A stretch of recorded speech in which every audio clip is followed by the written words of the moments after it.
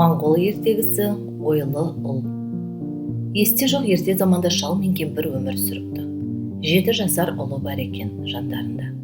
Баяғыдан бергі жиған терген бар мүлкі, бір аяқтан ақсайтын ақбозат, сіңірі қатқан бары қап-қара 3 ешкі мен тозығы жеткен көнерген киіз үй.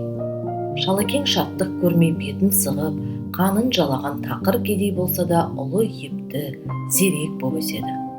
Бір күні солардың киіз үйіне алыстан келген атқамінер түседі. Бұл есім сойын естісе ауыл аймақ сескенетін арсыз да айбарлы адам еді. Ол ішке енгенде киіз үстіне жайғасқан 7-дегі бала үлкен тостағанмен қымыз ішіп отырады.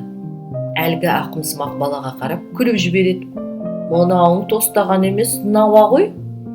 Бала суын ішуін доғарып, таңданған күйі бейтаныстың бетіне тесірейе қарайды. «Аса құрметті мырза, осындай науадан су ішетін малыңыз аз ба еді?»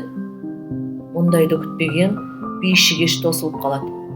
Таңертең әлгі әкімсымақ жолға шығайын десе, түн ауа ешкілер атының тартпасын шайнап тастапты. Ашу шақырған ол шалға былай дейді: «Шығынды өте, онда оңдырмаймын». Ойлы ұл әкесін жақтап әлек. «Мәртебелі мейман, айылды шайнаған ешкілер, сондықтан құнын солар төлесін». Бешкеш үнсіз ғана жылқыға қарғып мініп, шоқырақтап шаба жөнеледі. Аттың аяғы көртышқан ініне кіріп, ер тоқым ұшып жерге түседі. Әбден ыза буған атқамінер жылқысын қамшысының астына алады. Оны көрген бала күле бастайды.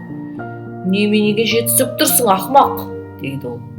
«Күлмей қайтей, ел ішінде өтірікке құмар жанның аты түбі көртышқан ініне сүрініп, өзі жерге құлайды деген тәмсіл бар еді.